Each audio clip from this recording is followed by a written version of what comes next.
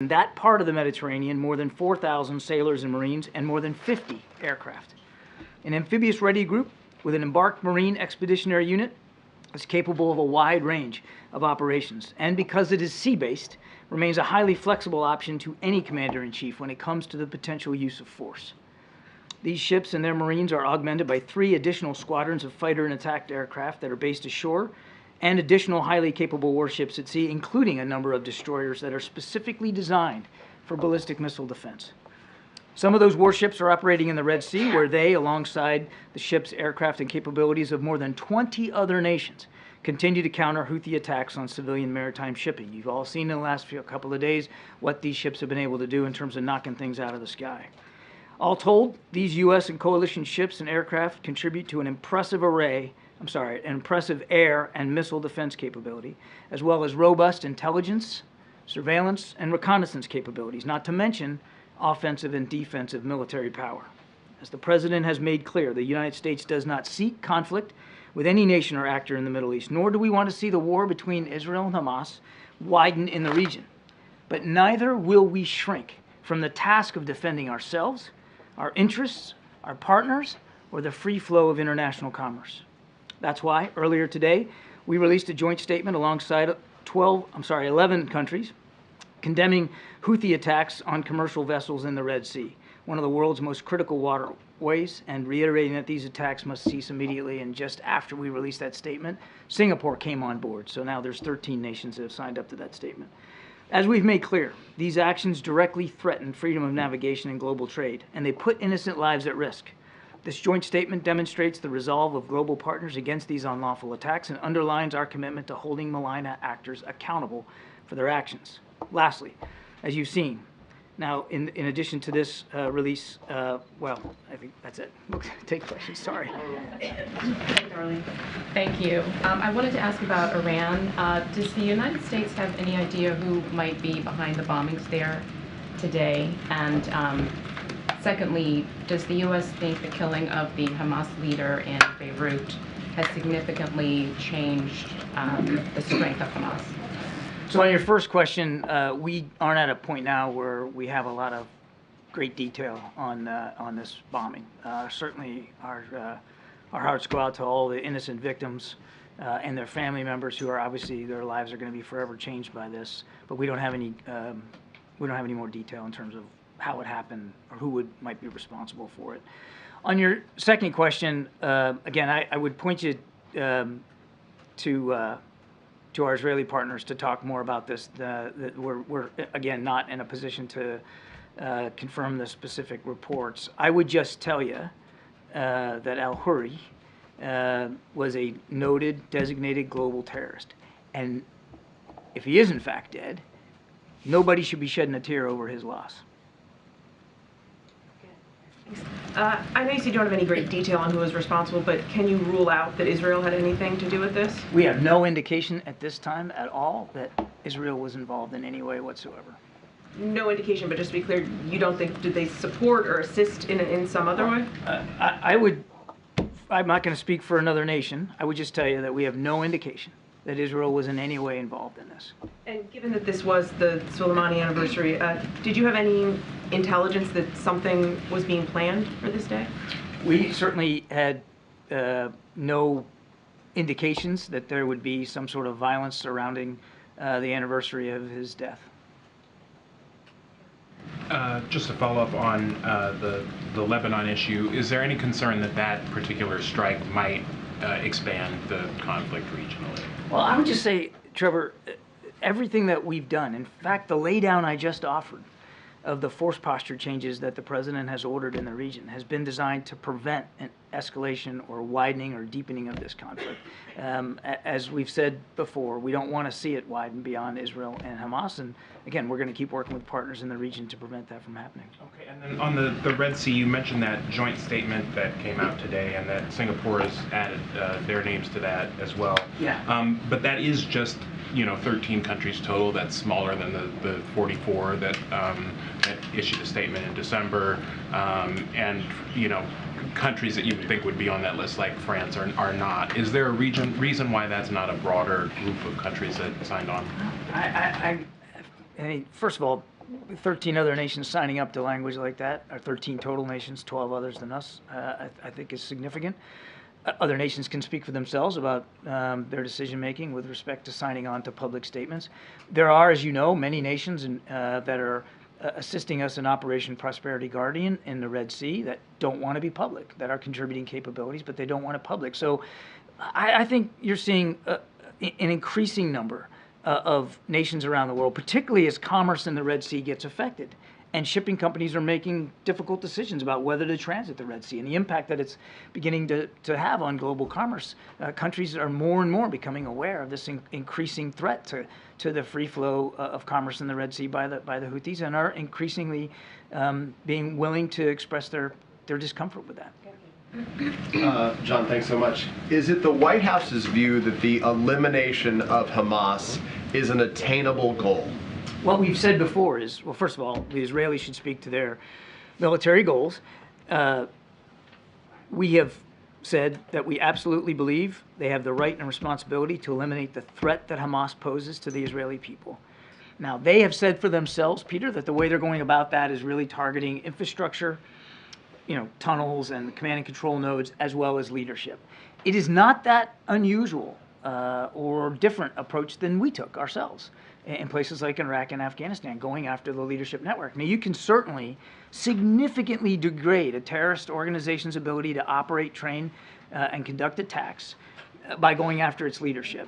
You are probably not going to eliminate the ideology which underpins that group, and we've seen that in Al-Qaeda, ISIS, other groups. So let me be clear, there is a difference between language the U.S. has used in the past with the language degrade, to try to degrade the leadership and the ability to attack. So does the U.S., just to be clear, I understand Israel's role in this, does the U.S. believe the elimination of Hamas, though, is an attainable goal? We believe that it is absolutely an attainable goal for the Israeli military forces to degrade and defeat Hamas's abilities to conduct attacks inside Israel. It can be done militarily. Are you going to eliminate the ideology? No.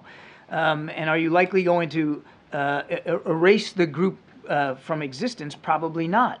But can you eliminate the threat that Hamas poses to the Israeli people? Absolutely. Okay, let me ask you another question if I can. We've been talking about the Houthis here.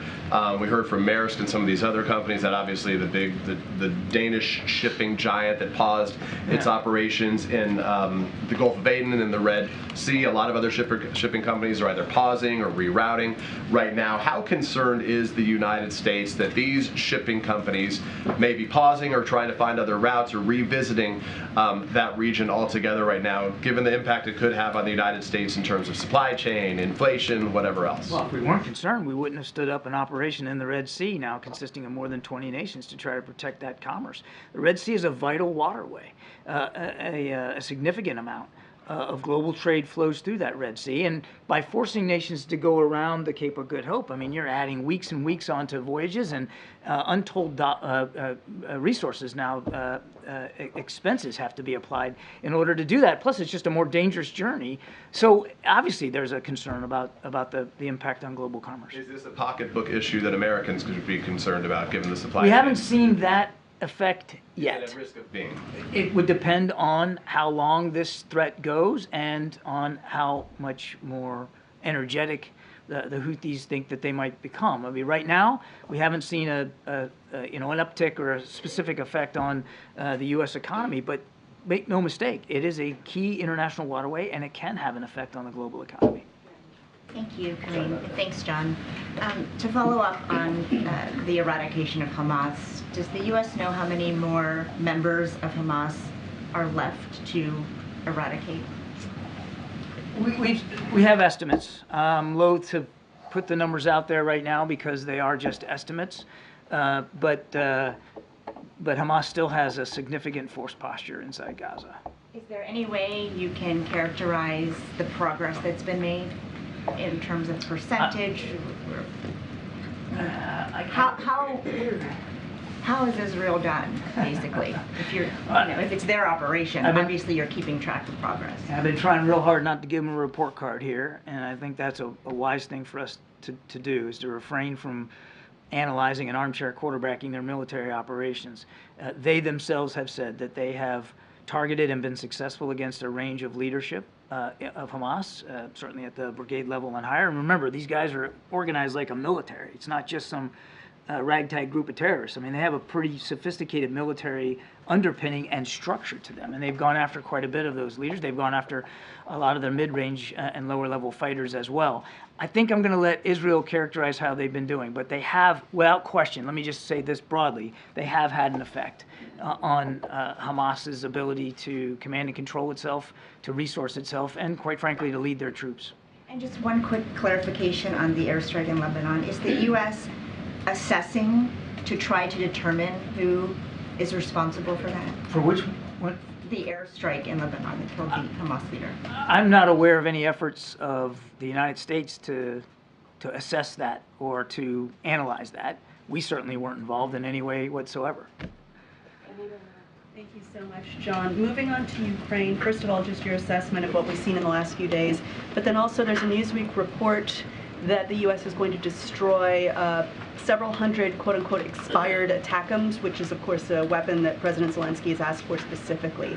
Can you confirm that? And is it possible that the U.S. could send those to Ukraine? And would that be a political decision or a military decision? I cannot confirm those reports. That's really a better question put to the Department of Defense. How about a lay of the land in the last few days, where we are? I mean, look, just broadly speaking, in the last 48 to 72 hours, you all seen that Russia continues to launch drone and missile attacks, including ballistic missile attacks, on targets inside Ukraine, to include not only military targets in Ukraine, but civilian targets in Ukraine, to continue to try to weaponize winter, to go after their infrastructure. I mean, so for all the ballyhoo that I heard in the last few days about Mr. Putin and some press reports that he's all of a sudden willing to negotiate, he sure doesn't act like a guy who's willing to negotiate. He's doing everything he can to try to put the Ukrainians on their back feet, which is why it's so important that this supplemental funding request that the president put forward gets passed. We have given now Ukraine the last security assistance package that we have funds to support right before New Year's, right after Christmas. And we've got to get support from Congress so we can continue to do that. Israel too. South Africa's filed this 84-page lawsuit against Israel, accusing them of genocide. Israel says that this is blood libel. Does Washington agree? And where does this put Washington and Pretoria? We find this submission meritless, counterproductive, and completely without any basis in fact whatsoever. Thanks a lot, John. What's the U.S. assessment of the larger goal that Israel has set to eradicate Hamas? Is that still considered to be a realistic and wise military objective? I think I just answered that with Peter. We don't believe that military attacks alone are going to eradicate an ideology. And it's not likely that you're going to get rid of every single Hamas fighter. So in that sense, I mean, you still have to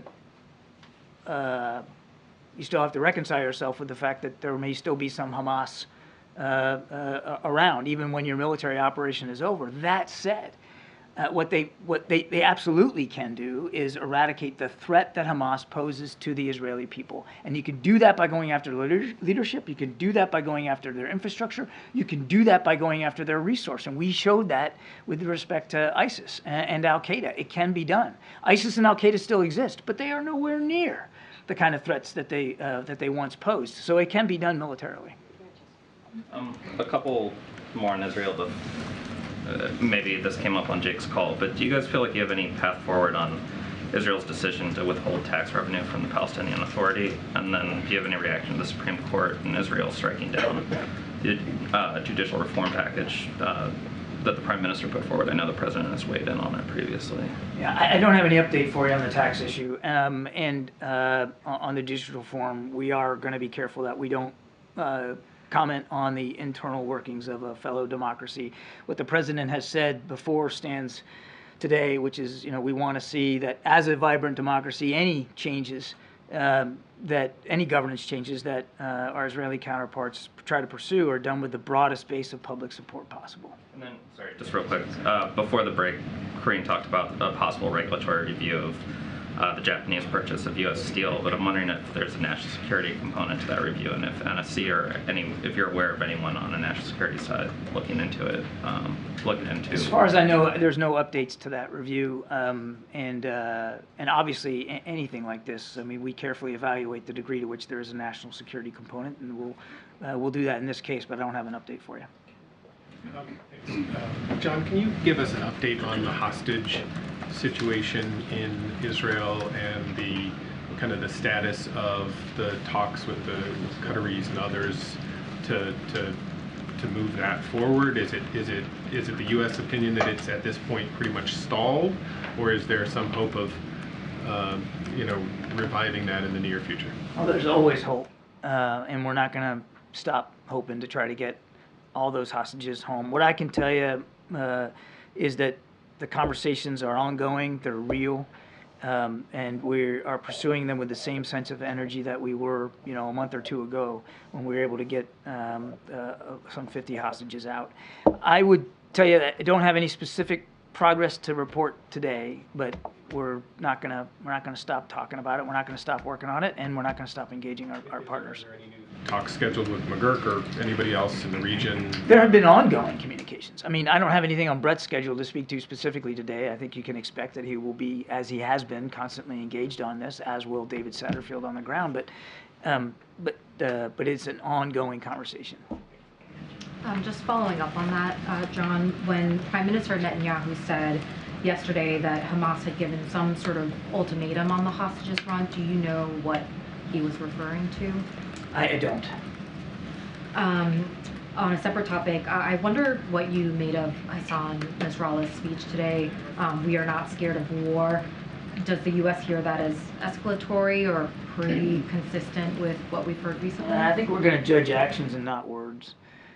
We haven't seen Hezbollah jump in with both feet to come to Hamas's aid and assistance. We continue to message privately and, of course, publicly with y'all that we don't want to see this conflict widen. We don't want to see a second front opened on the north. We don't think that's good for the region, certainly not good for the Israeli people, and we're going to continue to deliver that message.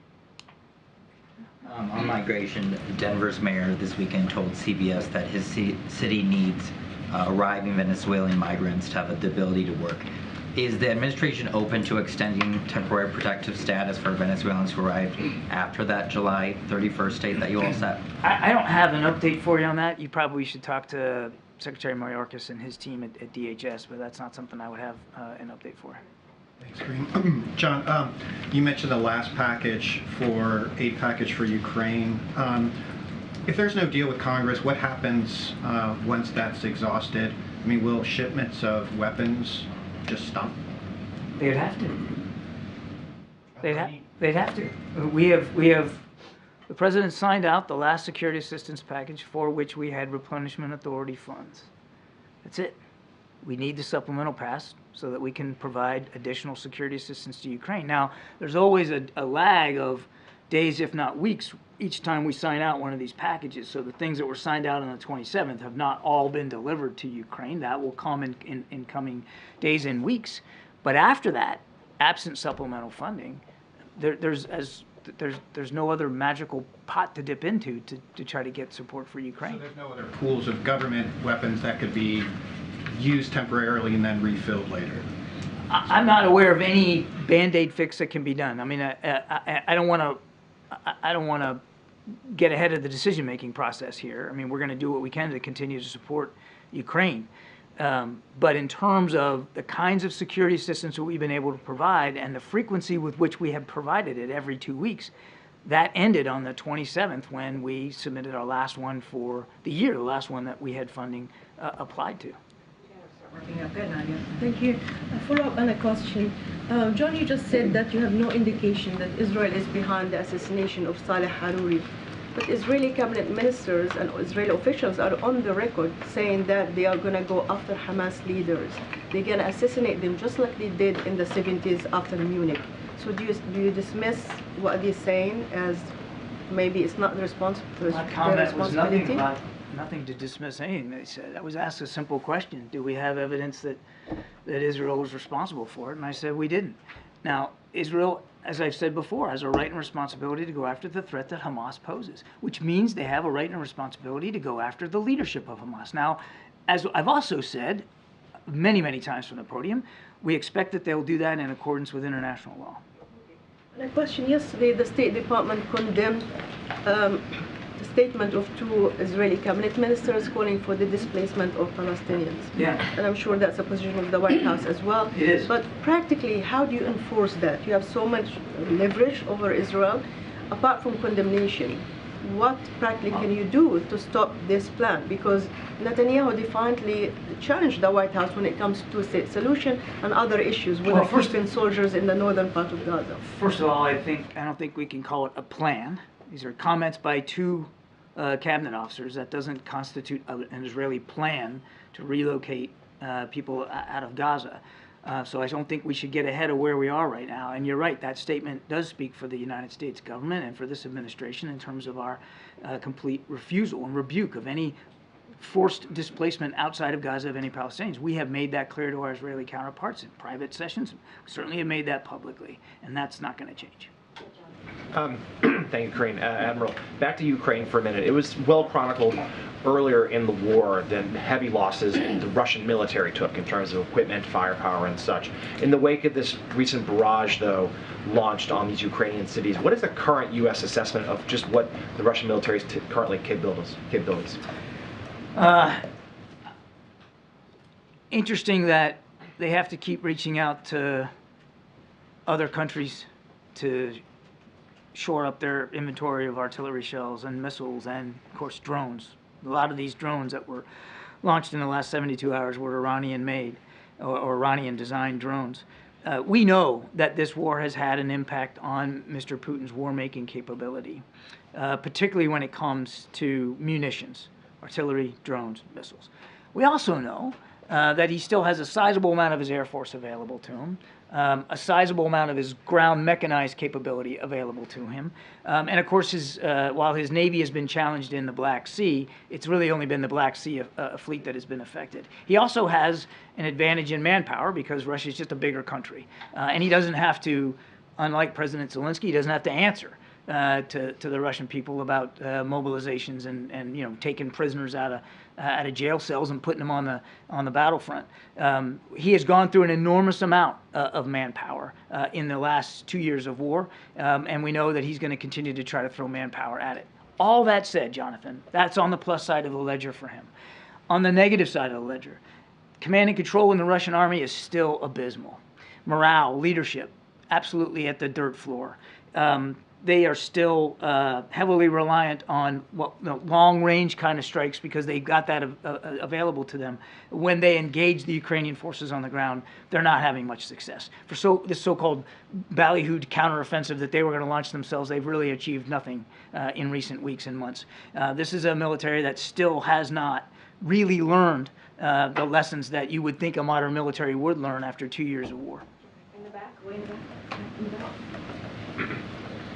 Yeah, Admiral, you said that the United States doesn't want a second front, and you also said that Israel has a right and responsibility to go after the Hamas leadership, but isn't the United States and the President, aren't they exactly widening and escalating this, given the fact that the U.S. is supporting chasing Hamas leadership outside of Gaza? I mean, the fact that it's going into Lebanon, a sovereign nation. Again, your question is presuming an awful lot, and is presuming that I said things I didn't say. I'm not confirming that the Israelis took this airstrike. I would refer you to them to speak to their military operations. I did. Nevertheless, I'm not confirming that they took this strike. They have a right and responsibility to go after Hamas leadership, and we expect that they'll do that in accordance with international law. Nothing's changed about the fact that we don't want the conflict to widen. I mean, heck, my opening statement was 4 or 5 pages worth of talking about all the kind of capabilities that the president's putting in the region to prevent that very outcome. Okay, so let me follow up on that then. Given the Red Sea patrols, we knew in advance of those being set up that the Iranian defense minister said very clearly, nobody can make a move in a region where we have predominance. The United States knew that, set it up anyway. is that not being seen as a provocation? If you know that Iran sees that as a provocation, you take the action anyway. Well, that's certainly turning things on their upside down, isn't it? Wouldn't you consider provocation launching ballistic missiles and drones at commercial? Wait, let me finish. Wouldn't that be considered provocation? Targeting innocent merchant shipping and innocent merchant sailors? That's a provocation. What we're doing, what Prosperity Garden is all about, and go on web, you can look at it, it's a defensive posture. It's a coalition of the willing of maritime nations coming together to try to protect international shipping that affects the global economy. Escalation, because in turn what has No, ma'am. happened No, is, ma'am. so you're denying then that there has been an escalation since the Red Sea Patrol? I totally disagree with the premise of your question. It wasn't the United States who decided to attack commercial shipping in the Red Sea. The Houthis did that. And who are the Houthis backed by? Iran. As I've said before, Iran provided the missiles that the Houthis are using. We are simply in a defensive posture to try to protect that commercial shipping, and we have in the last 48 hours. Then there's been an escalation. Now Iran has launched a frigate into that, so there has been an escalation. Okay, again, let me stop you. The fact that they... I ask you again, has the United States' actions supported an escalation as a result? No. You said that your words said... You asked me a question, ma'am, I answered it. No. You said nothing the president has ordered has been designed to widen or deepen this conflict. I stand by my answer. No. Okay, we got to move on. Danny, and then Merrick, and then we're... Thanks, Kim. Thanks, Admiral. Just on the, you mentioned a recent call with Netanyahu. Can you speak to the tenor of the recent conversations between the President and Prime Minister Netanyahu? There have been reports of sort of growing tensions between them, and I mean, can you describe to us what the tenor of those conversations? No. No, I'm not going to get into describing the tone and tenor. We do a readout of these conversations. We'll continue to do that. Look, these are two guys that have known each other a long, long time. They don't agree on every issue, and you shouldn't expect that they would agree on every issue. The President is able to have candid, forthright conversations with counterparts, and when you're friends with a country the way we are with Israel, those conversations can be, they should be candid and forthright. Thank you very much. Two questions on Ukraine. Does the President support confiscating Russian frozen assets, $300 billion, to help Ukraine? And second question, how much of the equipment that was delivered to Ukraine by the U.S. has been damaged by Russia? Do you have any assessment? What are their capabilities in terms of the equipment delivered by the West and the United States? On your first question, we're still talking to partners about what reconstruction and recovery needs to look like in Ukraine after the war, but obviously our main focus right now is helping them in this fight against Russian aggression. And on your second question, that's a better question put to the Ukrainian Defense Forces, not the United States. We are working very, very hard to make sure that every system that is provided to Ukraine, there's a measure of accountability for it, that we can assure the Congress and the American people that that material is being used appropriately on the field of battle. And we've seen no indication that it hasn't been, that there's been some wide-scale corruption or misuse by the Ukrainian military. But it is war. It is war. And these things are sometimes being expended hand to mouth. I mean, they no sooner get into Ukraine than the Ukrainians are firing them at Russian troops.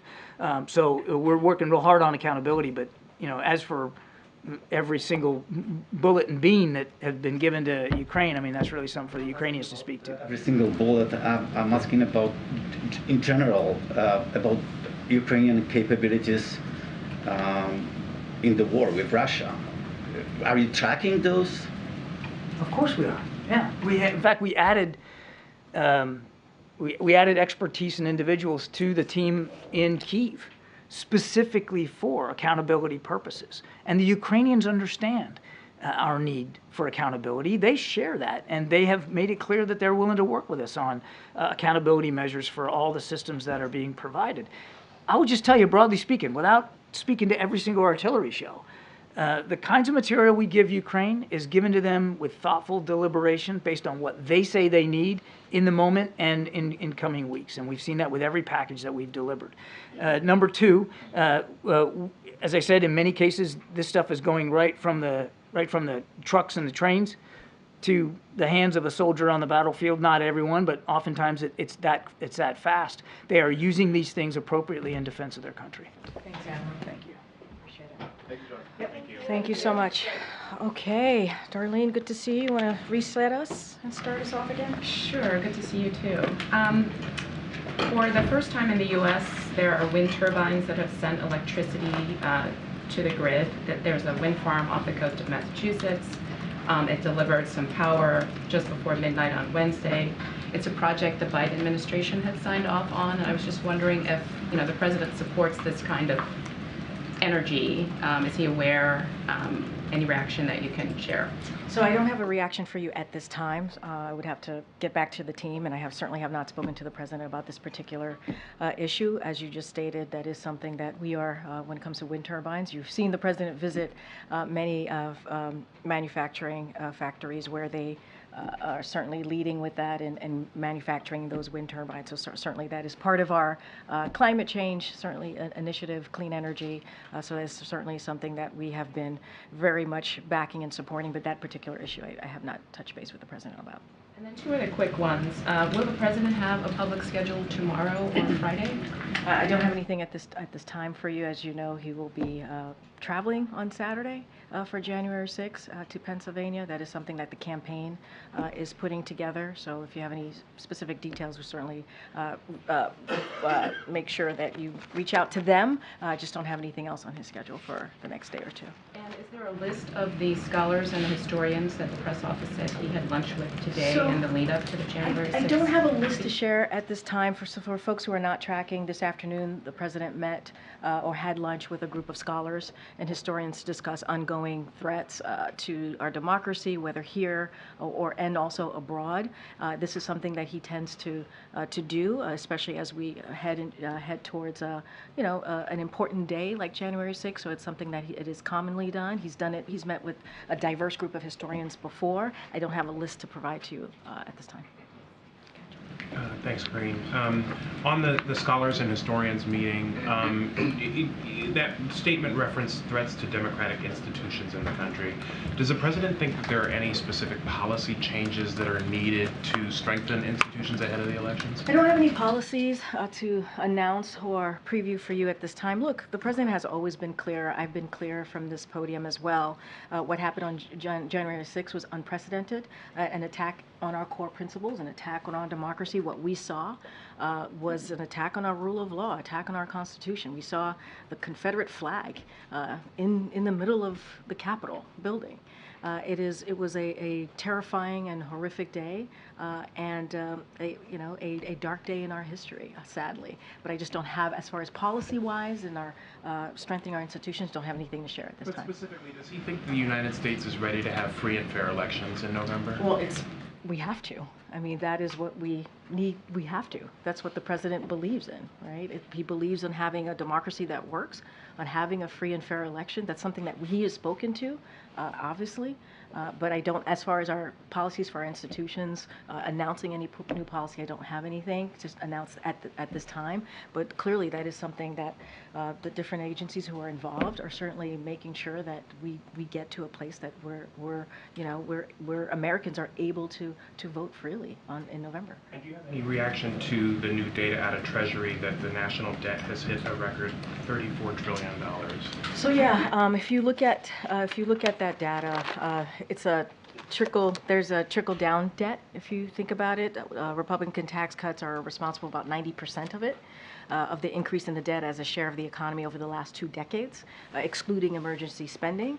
And so, as we know, you've heard me say this, you've heard the president speak to this, of what he has done to certainly lower the debt. He signed a legislation to lower the deficit by $1 trillion, right? When you think about the Inflation Reduction Act, that's going to lower prescription drug costs and cracking down on the wealth tax cheats that we've seen. And then his agenda would cut the deficit another $2.5 trillion by making the wealthy pay their fair share. So that is what the president has done. What we've seen on the other side is the complete opposite. What they've tried to do is continue to give a tax break to the millionaires and the billionaires, and that what they have actually put forward would add more than $3 trillion to the debt. So that's what that data shows us, and that's what we have done to try to make sure. The president has been very, very deliberate about this to make sure that we do everything we can to certainly deal with the debt. Get him, Jay. Thanks, Karine. Has the president been briefed on the imam who was shot and wounded outside of a New Jersey mosque this morning? Obviously, there's serious concern about this having been an act that was driven by Islamophobia. Just wondered what the White House... So we certainly were aware of the shooting of the imam outside of the New Jersey mosque, as you just laid out, and certainly we're praying for his speedy recovery. Local law enforcement are all hands on deck, obviously, and is investigating, and we hope that they're able to complete their work soon. I don't have anything else. I would refer you to the FBI on any specifics, and I have not spoken to the president, but obviously we are aware of it. And just given that this is the first briefing of the new calendar year, is there a way in which you could sum up sort of what the president's top priorities are as we head into a new year, particularly given that this is the last year of his first term? So look, you know, the way that we see the president's, even the president's first 3 years, he's done more in the first 3 years than presidents have done in the first 2 terms, or their first 2 terms, in their 2 terms of their presidency. And that is, if you think about historic pieces of legislation, whether it's infrastructure, whether it's Ships and Science Act, whether it is, is it the Inflation Reduction Act, as I just mentioned, which is historic in nature, as we talk about clean energy and lowering prescription drugs, that is incredibly important. And what we need to do, and what the president wants to focus on, is implementing those, right? Continuing to implement those really key important legislation. That's what you're going to see the president do. Last year in his State of the Union, you heard the president speak to finishing the job, and so that is something that he wants to continue to do, right? Whether it's making sure we have veterans, making sure that unity agenda that he talked about, making sure that we're focusing on our veterans, focusing on getting fentanyl off the street, focusing on how do we deal with cancer. Those are the things that the president's going to continue to talk about. And one of the very important things in the Inflation Reduction Act is that insulin cap at $35 for adults. He wants to make sure that happens for all Americans. So there's a lot to work on. We saw the data coming out of 2023 on the economy and where the economy is headed, and how Bidenomics we believe is working because of that data. And so there's still a lot of work to do, and that's what you're going to see from this president. The emphasis heavily on implementation as opposed to there being other pieces of legislation that the White House is hopeful. I mean, look, I think when he talks about the unity agenda, there's more things to be done, right? There's more work to be done that continues on the historic, I think the historic first term that the president has had. So certainly there are more things to be done, but implementing those historic pieces of legislation is important as well. Secretary Mayorkas has obviously been up on the Hill negotiating this deal, trying to hammer out something on the border, but at the same time the House is formally beginning impeachment proceedings against him. Do you have any concern that this will complicate a deal? It could hurt negotiations, especially as we're up against the clock here? So I kind of addressed this at the top, how baseless it is and how they're wasting their time on impeachment proceedings that make no sense. And that's not what the American people want them to focus on.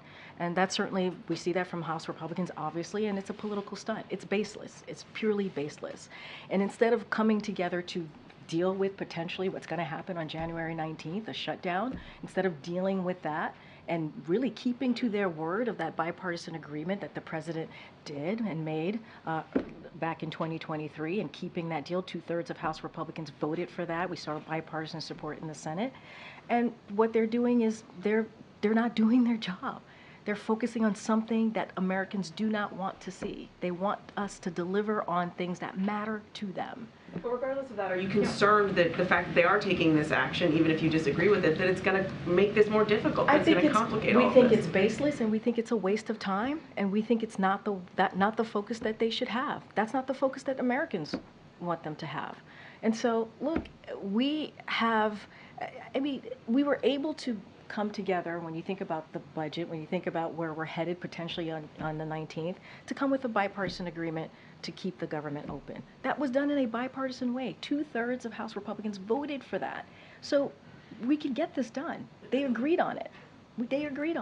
But yet they want to focus on something that is not going to keep the government open, that's for sure.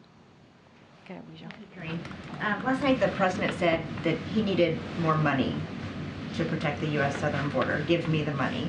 Does he think it's a lack of money, a lack of funding that has led to the current situation at the border? I mean, look, it's certainly there's a reason, let me step back for a second. If you look at the national security supplemental that the president put forward, he put border security in there, right? Because he believes in order to get the work done at the border, we need more resources. DHS needs more resources. Our border patrol agents need more resources. We need more immigration judges. We need more resources to get this done. We need the technology at the border to deal with what's going on with migrants at the border. And last May, the Speaker and the Republicans in the House, they voted to get rid of 2,000 Border Patrol agents. I mean, that's their focus. So of course, that's not helpful.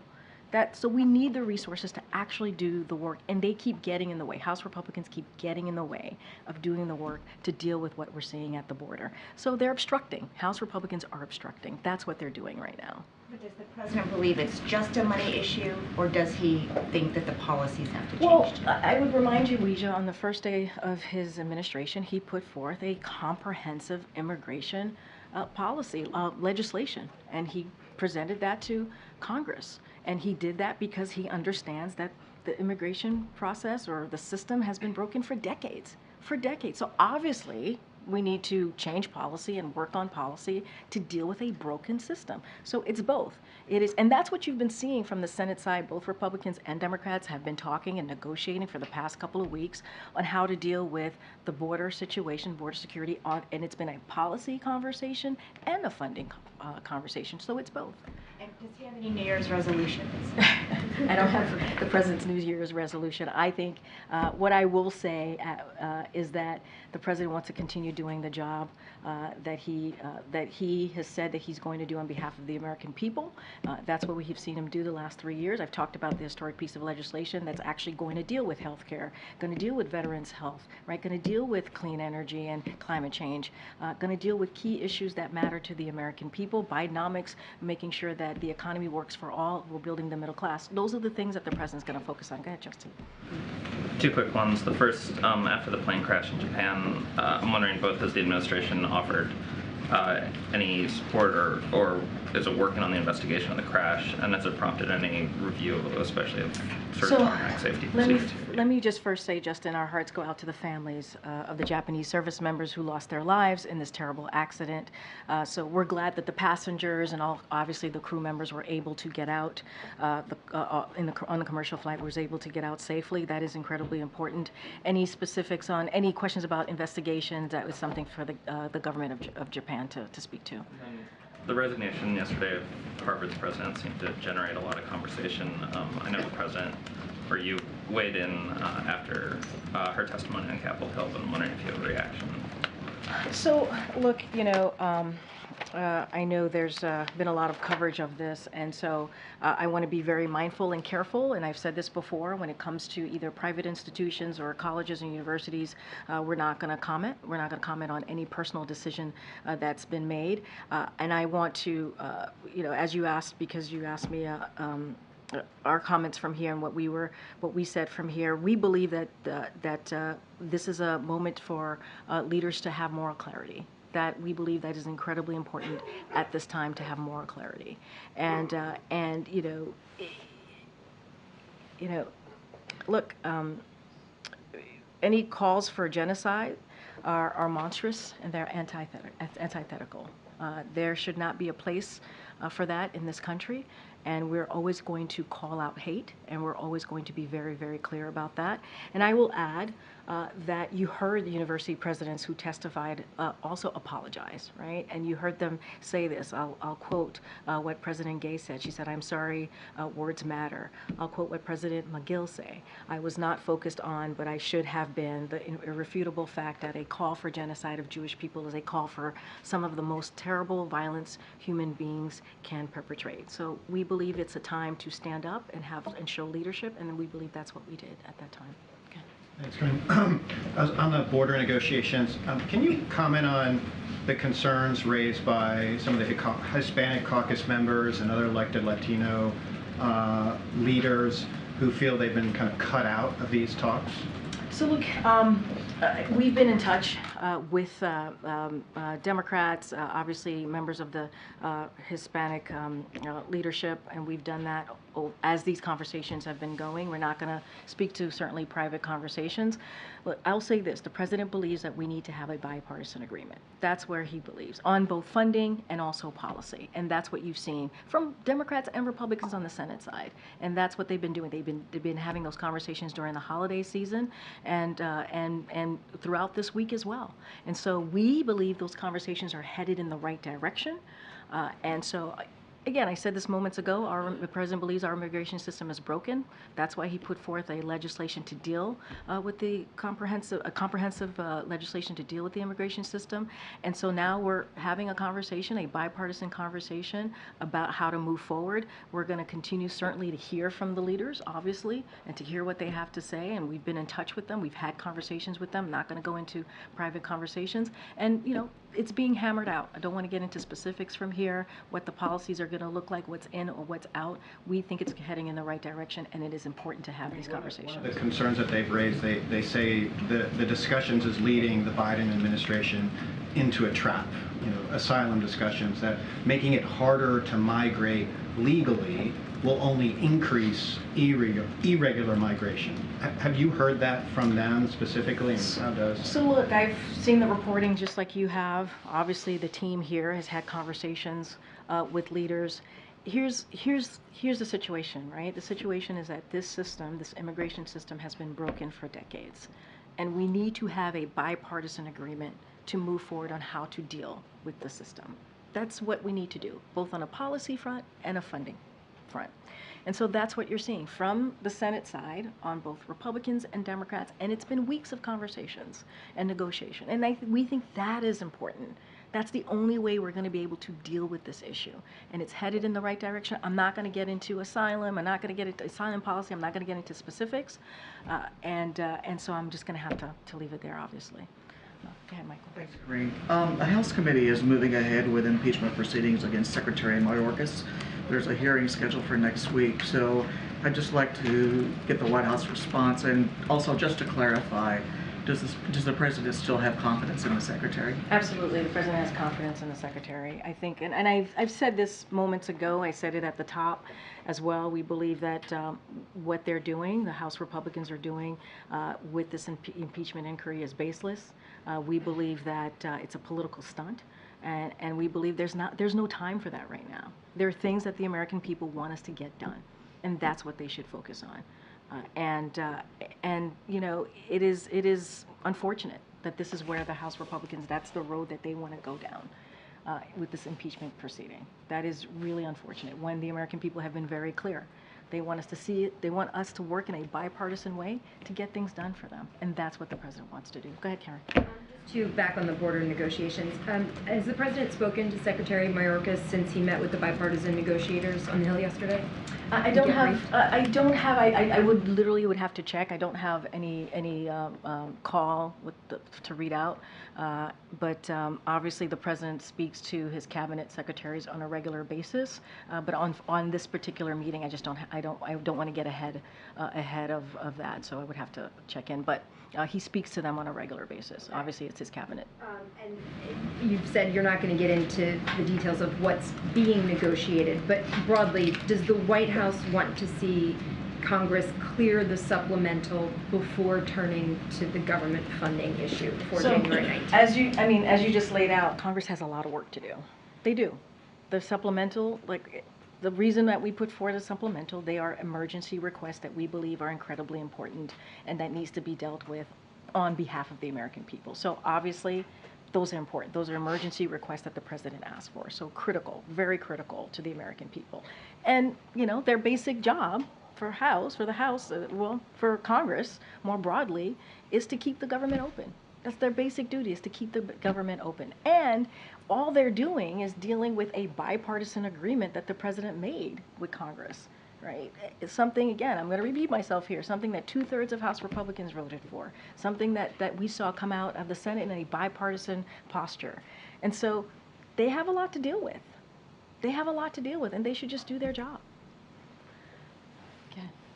Does the President still have plans to visit the disaster site in East Palestine, Ohio? So I don't have any schedule of the President at this time, but I will say this: the President continues to oversee, as you know, and we've said it multiple times from here. It was a robust recovery effort to support the people of East Palestine, and we will visit when it is most helpful. The President will visit when it's most helpful to the community, and so we're going to continue to stay on the ground as long as possible. Remember, because we had that robust operation, while ensuring that Norfolk Southern is held accountable for the trauma they inflicted on this community. But in the meantime, this is another thing. I was just asked about Congress, the supplemental and the budget. This is another thing that we want Congress to act on. It is important that they do their part to enhance rail safety. That is something that Congress has to do, and they have to do it by passing a bipartisan Railway Safety Act. That is something that they need to get to. But the President's going to continue to be there for the community, as he has been for the past several months. And Argentina has reported 3 foreign nationals, Syrian and Lebanese, arrested on suspicion of plotting a terror attack. Is that something the US is monitoring? Does it raise concern levels here? I don't have anything for you at this time. Get it. Federal debt, I want to ask you about. So I heard you blame the Republicans for the federal debt, but President Biden has been in office for 35 months, and over the past 3 months, the U.S. has added $10 billion per day to the federal debt. So, and that's not turning around. So is there a discussion here about cutting spending then? Republican tax cuts are responsible for 90%. 90% of the increase in the debt. 90%. That is something that Republicans are responsible for. What the President has done, and you've heard us talk about it, I just talked about this, he's put forth legislation like lowering the deficit by $1 trillion. And that's part of the lowering prescription drug costs and cracking down on the wealthy tax cheats. That's what he's done. You know, $1.5 trillion, again, another way to lower the deficit, and that is through wasteful spending on special interests like Big Pharma. The President beat Big Pharma. That's what he was able to do last year because of the policies that he has put forth. And meanwhile, yeah, you know what? The GOP, or congressional Republicans, what they want to do is they want to continue with their Maganomics. What they've proposed will add $3 trillion to the debt. That's the numbers. You're a data guy. That's the numbers. That's what we have seen. Real quick, also on the border, the Vice President is in Los Angeles. I'm sorry, went to Los Angeles to Las Vegas today, and the House Speaker is along the border. Does the President still have confidence that the Vice President can get to the root causes of the migration to stop the flow? The President sees the Vice President as a partner.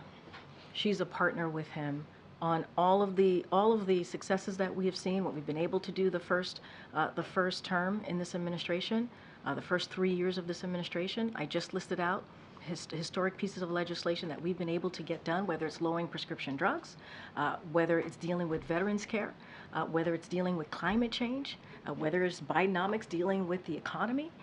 That is something that he has done in partnership with the Vice President. So he has all confidence in her and will continue to do so. He has confidence in the Vice President. I answered your question. Go ahead. With the additional indictment of Senator Menendez, does the President think the senator should resign? That's up to him. That's a decision that he needs to make. And obviously it's a serious matter. And he thinks it was the right thing that he stepped down as chairmanship. As anything else to your question, that's something for the senator to decide on. Broadly, though, does the President trust the senator? And has the senator been cut off by the White House, communications I'm not going to get into any private discussions here at the White House, but that is something, as it relates to him resigning, that is something that the senator has to deal with. Go ahead. You mentioned the immigration proposal that the President put forward a few times. Are there any pieces of it that the President is now pushing for in these border talks? I'm not going to get into negotiations from here. Why is he not actively pushing for any parts of it? I didn't say he wasn't. I'm just saying I'm not negotiating from here. Okay. Thank you, Karine.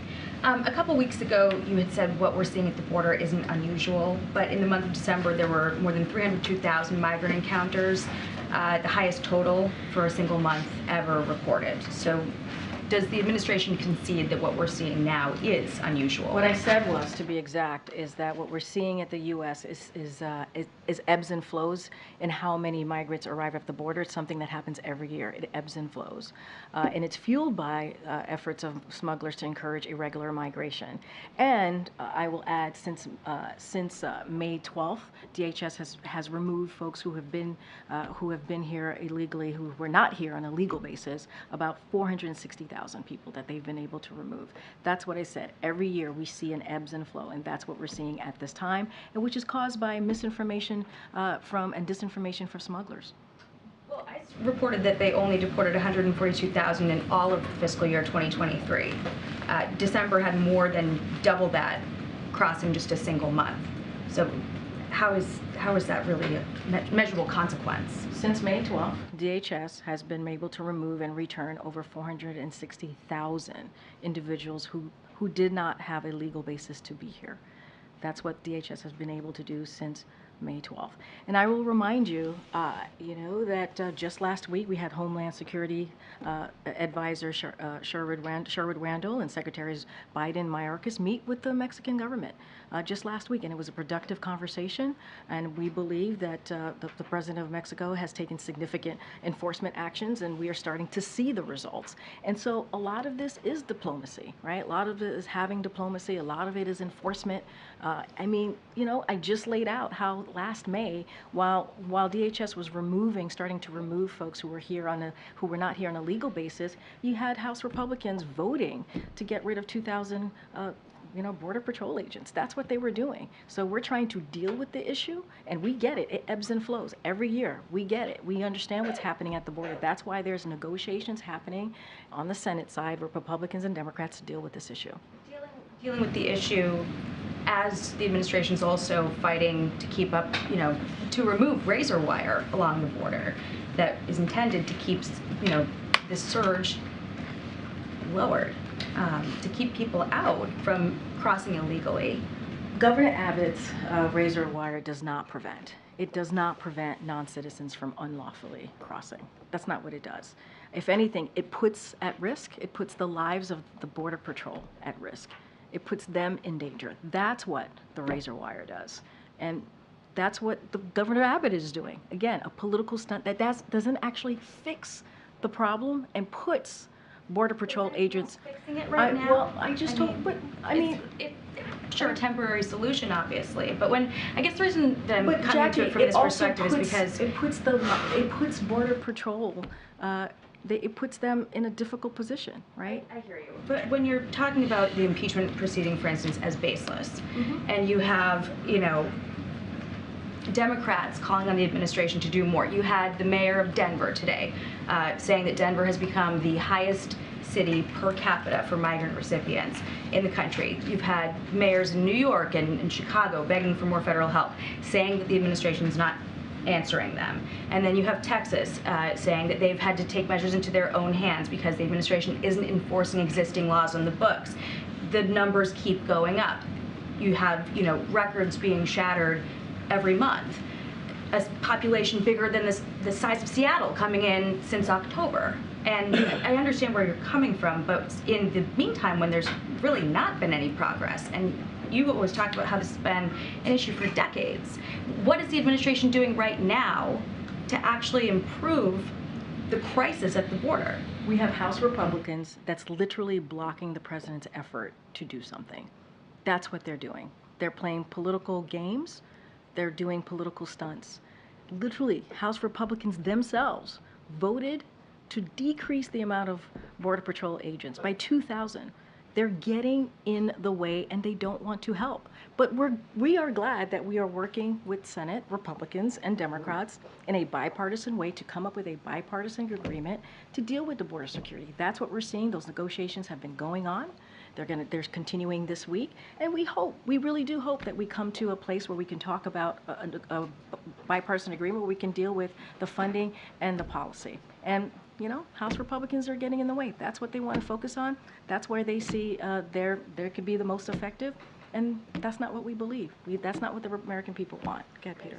Just to be clear, how does the razor wire put Border Patrol agents at risk, Karine? The Biden administration themselves said that the agents have been cutting the wire to provide medical assistance to migrants or to apprehend migrants who have already crossed into U.S. territory. Let me be more clear. It makes it more difficult. It actually makes it more difficult for Border Patrol to apprehend those who do cross. So I'm going to be just clear that up a little bit. It makes it just makes it just to be more clear. It does make it more difficult for them to do their jobs, right? It does. A quick last question, if we can. President Biden obviously campaigned on the idea of being a bipartisan leader, the ability to work together. One of his biggest successes, the White House would say, would be the infrastructure law right now, $1 trillion. It was approved with the support of Democrats and Republicans.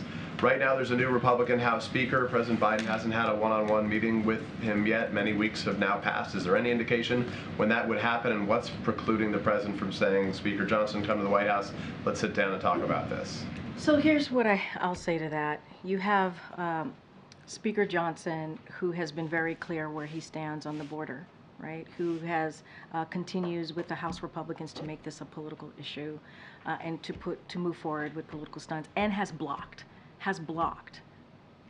any efforts for the president to deal with the border. That's what we've seen. That is what we've seen from the speaker. Now, the president has been able, with his team, right, to have a bipartisan conversation and negotiation with senators, Republicans and Democrats. That is a good thing. That is a good thing. We think those negotiations are headed in the right way as we talk about border security. And, you know, we are hopeful. We are hopeful that we'll come to a place that we are dealing with an issue that Americans really care about. And that's where we are, Peter. No that is where the two sides to meet. I don't have anything to read out to you, but that is the playing field that we're seeing right now. That is. Thanks, everybody. I'll see you tomorrow.